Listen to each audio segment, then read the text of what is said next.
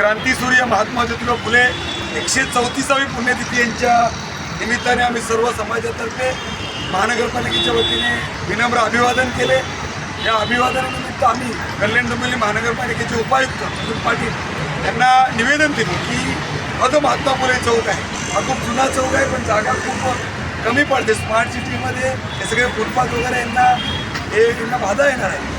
तरी आम्ही मागची जी कोर्टाची जागा आहे ती आम्ही मागितलेली आहे। मी कमिशनर मॅडम जाखड मॅडम यांना विनंती करतो, जसं शहर स्मार्ट सिटी होऊन चालणार नाही तर हे जे महापुरुष आहे आणि या देशातला एकमेव इतिहास असेल की समोर भारतरत्न परमपूज्य डॉक्टर बाबासाहेब आंबेडकर स्मारक आहे, समोर महात्मा फुले स्मारक आहे, हे एकमेव ठिकाण आहे इथे गुरु शिष्याचं स्मारक आहे।